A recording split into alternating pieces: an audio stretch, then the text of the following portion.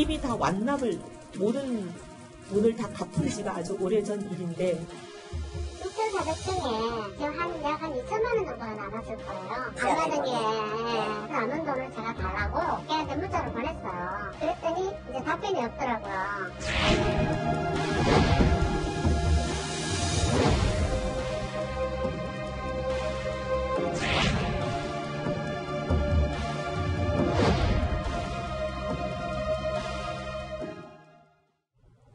자, 오늘 6번째로 준비한 소식입니다. 금품 수수 논란에 휩싸인 바른정당 이해훈 대표. 사업가 A씨의 주장은요, 거짓이라면서 강경 대응을 예고했죠. 바로 어제 그랬습니다. 자, 이에 이 사업가 A씨도 적극 입장을 밝히고 또 나섰습니다. 먼저 목소리 듣고 이야기 이어가겠습니다. 그 로비라운지 있잖아요. 그래서 123만 원짜리 지갑을 사고 100만 원을 딱 넣어서 줬어요. 이렇게 해서 돈이 없으니까 좀 도와달라. 그래서 500만 원 준 거예요. 그 공사하는 거를 30억을 따지면 제가 3억을 달래요. 브랜드 이야기는 안 하고 시계하고 백하고 이제 이런 거는 이야기를 했죠. 진짜 받아가더라는 거죠. 그래서 제가 표현 출시 맞구나 제가 생각했다니까요. 자, 이 사업가 A씨의 인터뷰 때문에 지금 논란이 더 커지고 있습니다. 어제 이해훈 대표가 언론에 인터뷰를 하면서 입장을 강력하게 밝혔는데 이 인터뷰 이후에 지금 사업가 A씨가 더 작정을 하고 지금 사실을 더 밝혀내고 있죠. 주장입니다만. 네.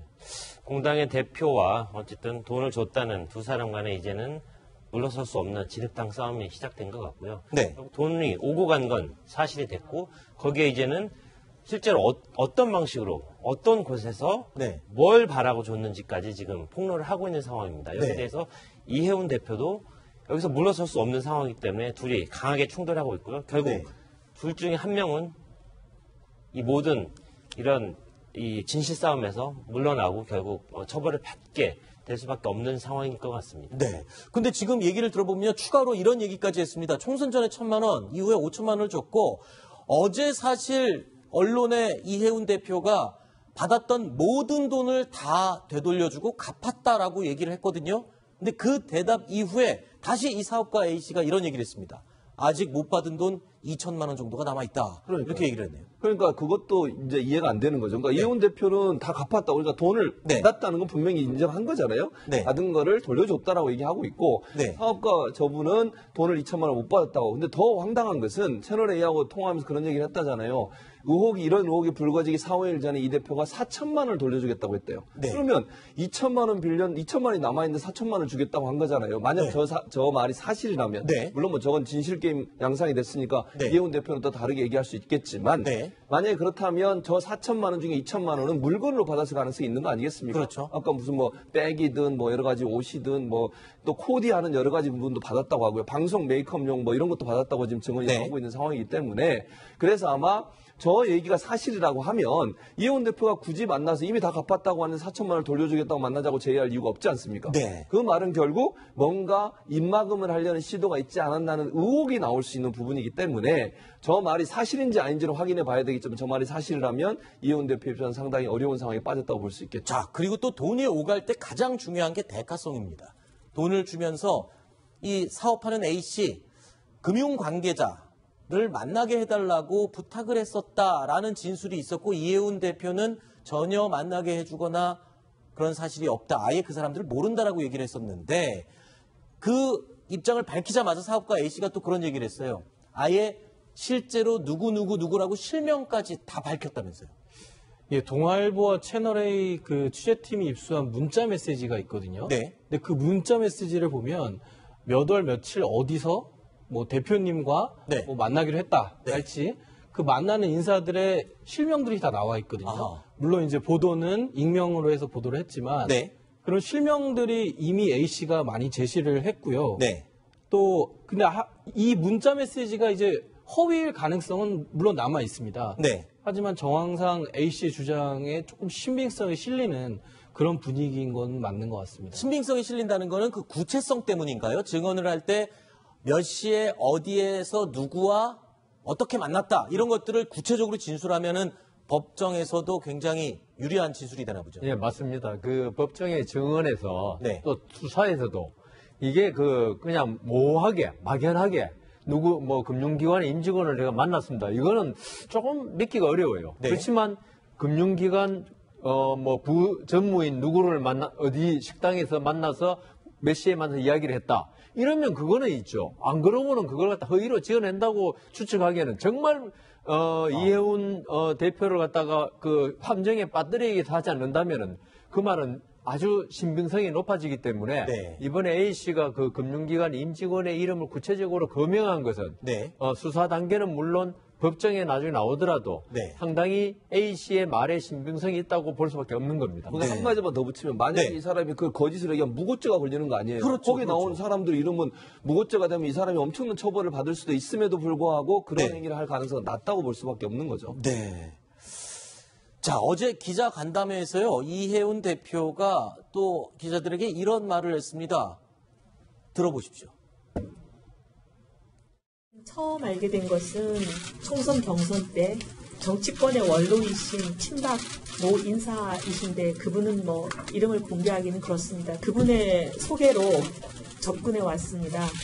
개인적으로 뭐 A, B, C 이런 분들에 대해서 얘기를 하는데 굉장히 좀 이상한 얘기를 한다 그런 생각을 많이 하고 정치인 A 뭐 이런 식으로 저한테 한 거와 동일한 수법으로 했던 일들을 몇 가지 듣게 됐습니다.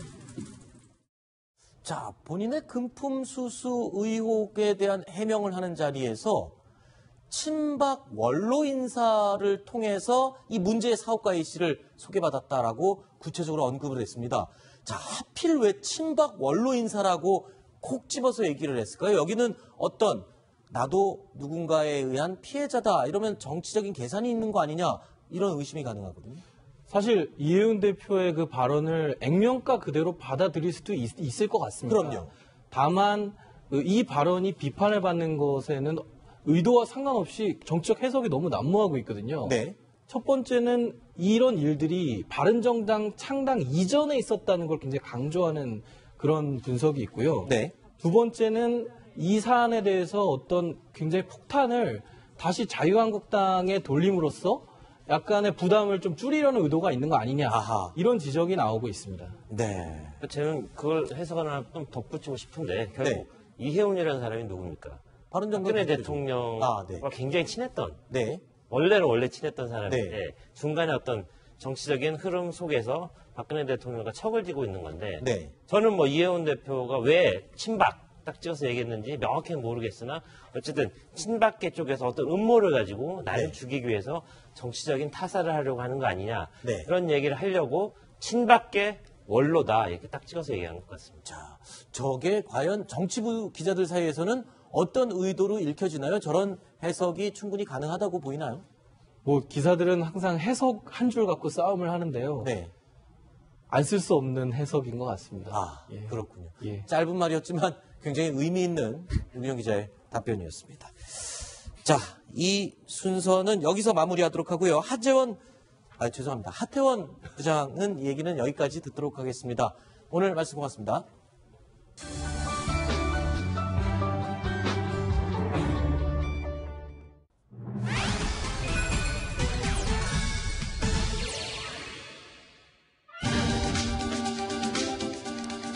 지난 휴가철에 제주도에 많이들 다녀오셨죠? 다녀오신 분들에게 좀 소름 끼치는 소식이 있습니다. 특히 여성분들에게 해당되는데요.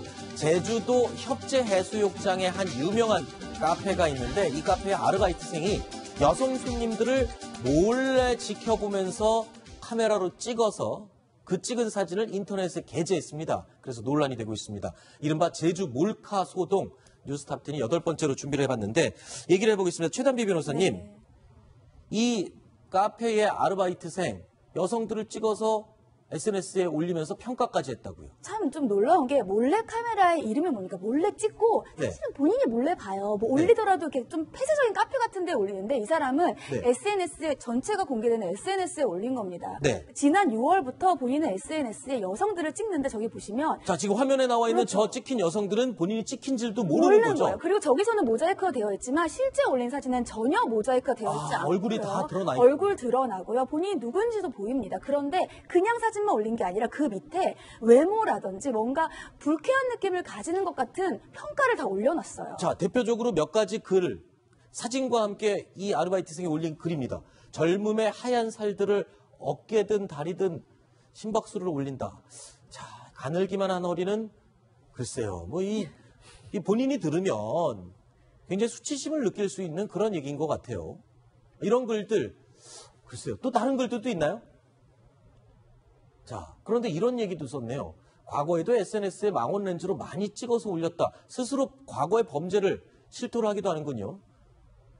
제가 볼 때 이게 상습범인 거죠. 그러니까 지금 카페에서 일할 때는 카페 온 손님들을 지금 찍은 거예요. 네. 근데 그 전에도 이미 본인이 SNS에 망원 렌즈를 가지고 사진을 찍어서 올렸다고 하는데 망원 렌즈는 더 위험합니다, 사실은. 왜냐면 뭐 예를 들면 아파트에서 상대 저쪽에 있는 아파트에 있는 그 사람들의 생활도 그러네요. 찍을 수 있는 거잖아요. 사생활까지 찍을 수 그렇죠. 있죠. 몰래 멀리 있는 사람을 찍기 위해서 망원 렌즈를 사용하는데 아하. 누군지도 모르는데 집안에서 행동하고 사는 것을 그냥 찍혀서 올렸다고 생각해 보세요. 네. 얼마나 섬뜩합니까? 네. 그러니까 저 사람은 네. 아르바이트 할 때뿐만 아니라 그 전부터 이런 일들을 계속 해왔어요. 그런데 네. 이 보면요. 이런 글도 또 스스로 써서 올렸습니다. 그 여성들의 사진과 글을 올리면서 이런 것들도 도촬이지. 그러니까 몰래 찍는 도촬이지.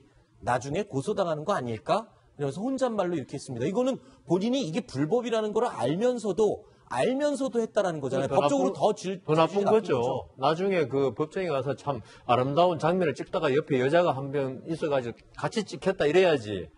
아유, 내가 그 다 알면서 자기 스스로의 고의적인 범행을 지금 그 이야기하고 있는데. 네. 난 저런 사람들 이해가 안 가는 게 저번에 SNS에 왜 그 중고생이 네. 초등학생 막 괴롭히고 한 거 자기가 올렸고 해가지고 결국 검거되고 했는데요. 네. 자기 범행을 갖다 스스로 이렇게 드러내는 걸 하는 게 과연 지능지수가 높아서 그런 건지 낮아서 그런 건지 네. 이해가 잘 안 되더라고요. 그런 식으로 진술 방법을 알려주시면 다른 가해자가 또 법정에서 그렇게 또 써먹을 것 같은데 괜찮겠죠? 예. 최다미 변호사님 또 하나 물어보겠습니다. 이 지금 아르바이트생이 문제가 된 사진들 다 삭제를 했어요. 네. 아, 이게 논란이 되니까 지우고 싹 없앴습니다.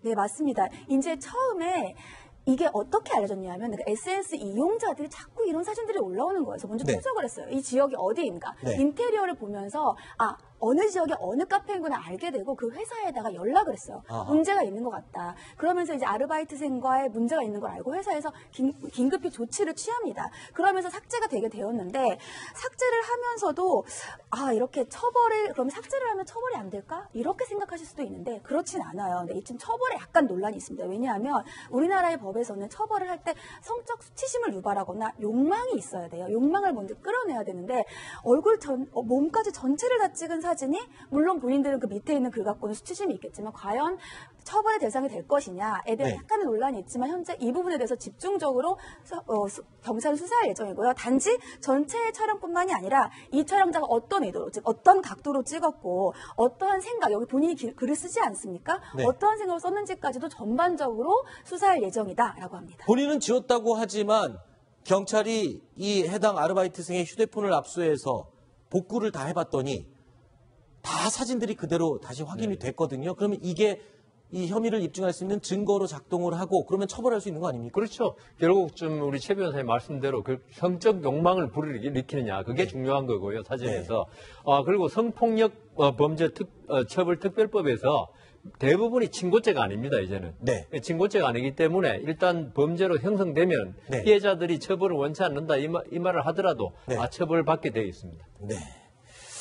알겠습니다. 자, 이번 이야기까지 유근영 기자의 얘기는 여기까지 듣도록 하고요. 네, 다음 코너로 이어가 보겠습니다.